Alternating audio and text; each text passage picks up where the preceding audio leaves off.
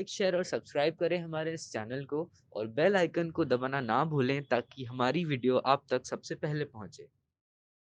Hello students, एक बार फिर मैं doctor Dheeraj Negi LBS college Harda educational videos के साथ आपका स्वागत करता हूँ।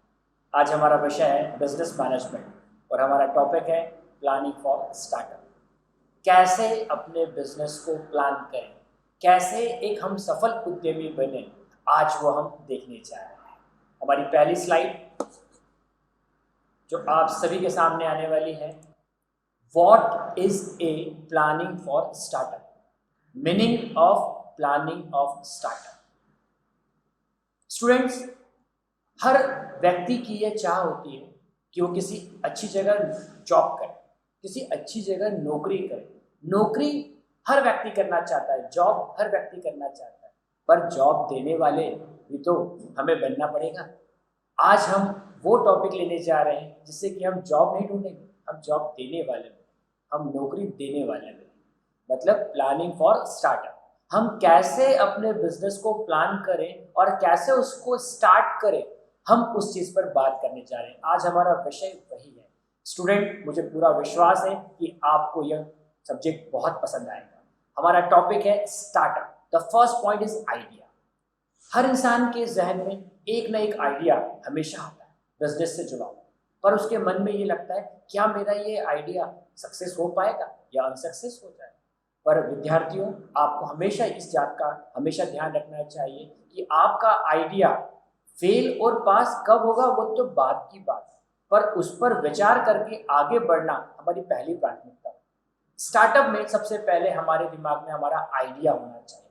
आइडिया के साथ हमारा विजन, और विजन पूरा तरह से क्लियर होना चाहिए। अगर आप विजन को लेकर जब पॉजिटिव होंगे तो कभी भी आपके आइडियाज और विजन डगमगाएंगे नहीं, और ठीक उसके बाद सक्सेस आपका इंतजार कर रही होगी।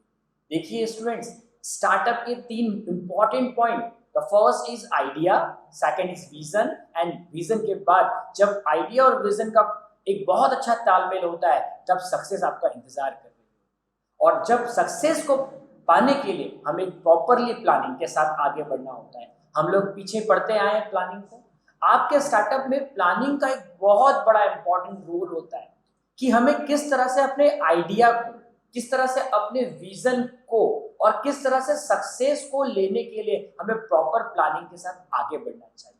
इसी के साथ में आपके सामने आता है आपके आइडिया और विजन को डिस्टर्ब करने के लिए कंपटीशन। कंपटीशन में जिंदगी में हर जगह पर है।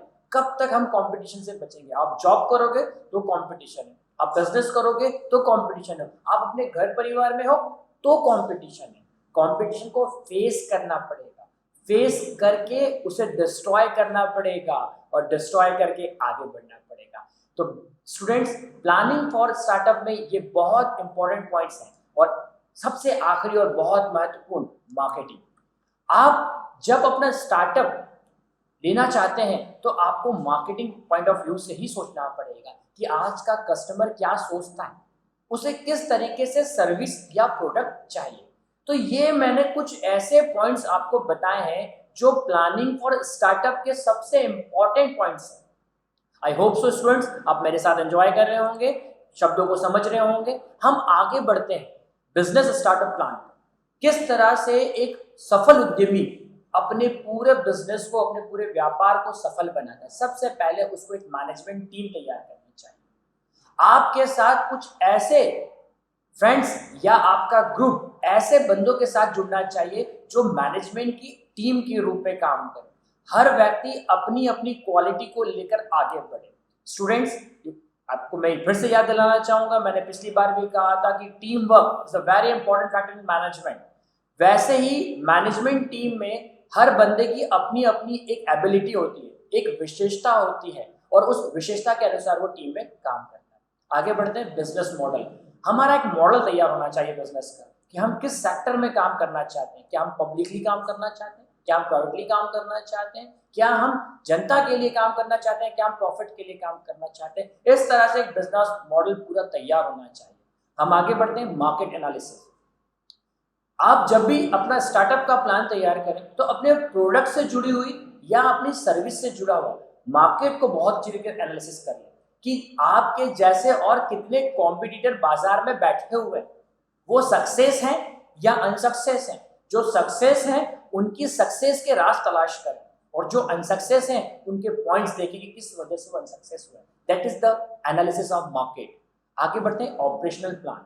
जब हम पूरी तरीके से मैनेजमेंट टीम, बिजनेस मॉडल और मार्केट एनालिसिस कर चुके होते हैं, तब हमें अपने कुछ ऑपरेशनल प्लान्स एग्जीक्यूट करने होते हैं कि अब हम अपना काम स्टार्ट कर रहे हैं।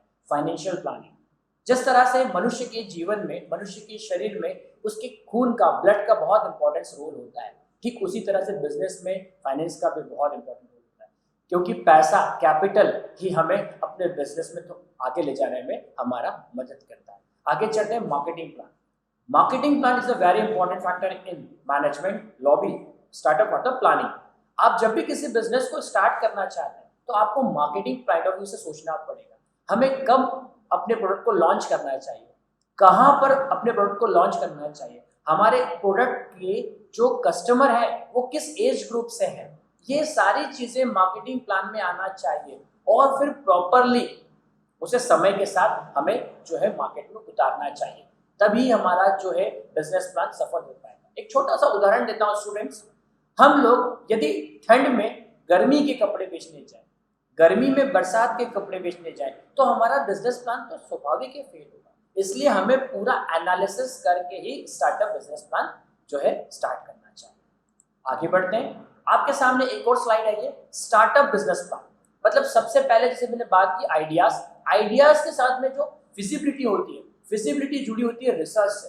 आपने जो मार्केट एनालिसिस किया है उसमें रिसर्च होना बहुत जरूरी है, अपने प्रोडक्ट पर, अपनी सर्विस पर। आगे बढ़ते हैं, प्रॉपर प्लानिंग के साथ आगे बढ़े। उसके बाद वही चीजें जो हम लोगों ने पीछे देखी थी, लेकिन एक बार फिर से मैं आपको कुछ नए शब्दों के साथ दिखा रहा। कुछ फॉर्मेलिटीज होती हैं, लीगल फॉर्मेलिटीज। लीगल फॉर्मेलिटीज से मतलब ये है कि गवर्नमेंट की तरफ से हमें पूरी वो मान्यताएं होनी चाहिए जो हमारे प्रोडक्ट को मार्केट में या हमारी सर्विस को मार्केट में उतारने से पहले हमें मिलना चाहिए। लॉन्चिंग, लॉन्चिंग का भी एक समय होता है। लॉन्च ऐसे समय ना करें जब पब्लिक का ध्यान कहीं और हो। यदि आप ऐसा प्रोडक्ट या ऐसी सर्विस प्रोवाइड कराना चाहते हैं कस्टमर को जो किसी फेस्टिवल से जुड़ा हुआ है, जिसमें हम ये दिखा सकते हैं फेस्टिवल का पोर्शन, तो दीपावली, दशहरा, ईद हमारे लिए ऐसे पोर्शन है जब हम उसे लॉन्च कर सकते हैं। और उसके बाद में सपोर्ट मिलेगा, तभी प्रॉपर सपोर्ट आपको मिलेगा जब अपना वर्क आप प्लानिंग के साथ करेंगे। हम आगे बढ़ते हैं।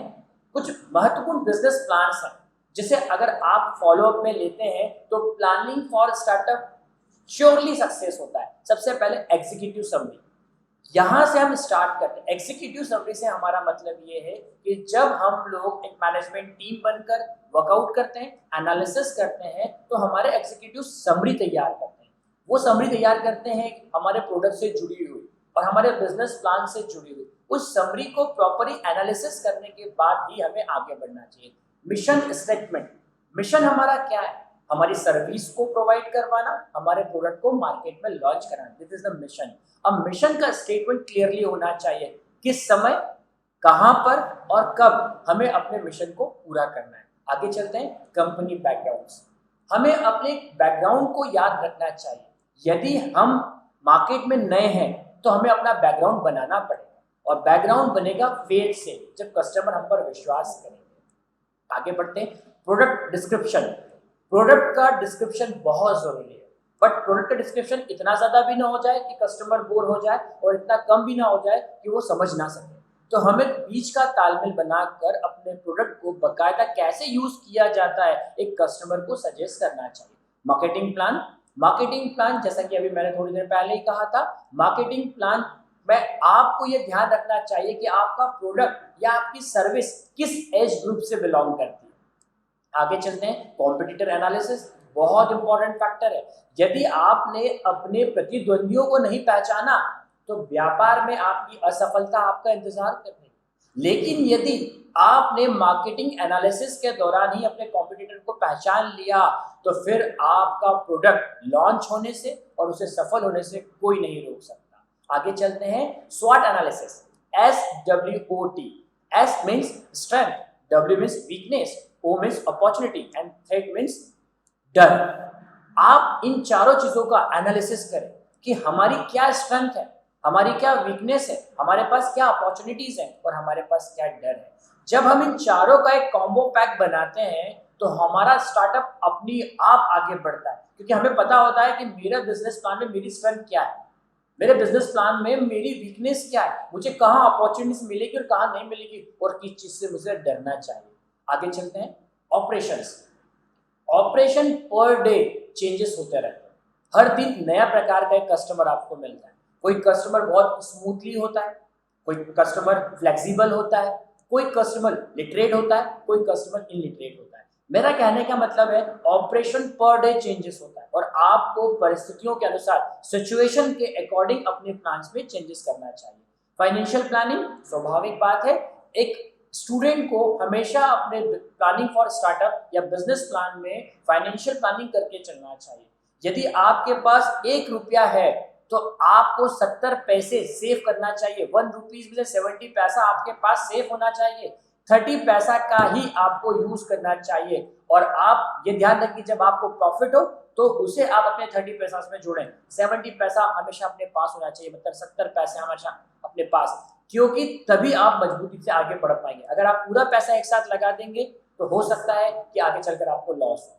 टाइमलाइन, हर चीज की एक टाइमलाइन होना चाहिए, एक समय के अनुसार आपको आगे बढ़ना चाहिए। आपने डिसाइड कर लिया कि मेरा टारगेट यहाँ तक का है और मुझे अपना टारगेट इस टाइम में पूरा करना है, तभी आप एक सफल व्यापारी बन पाएंगे। इस तरह से बेटा हमारे बिजनेस प्लान्स थे। हम यहाँ पर स्टार्टअप ऑफ बिजनेस प्लान को देख रहे थे। उम्मीद है स्टूडेंट्स कि आप सभी को ये वीडियो पसंद आया होगा। बहुत बहुत धन्यवाद। यदि ये वीडियो पसंद आए तो लाइक और शेयर जरूर करें। धन्यवाद मित्रों, बाय बाय।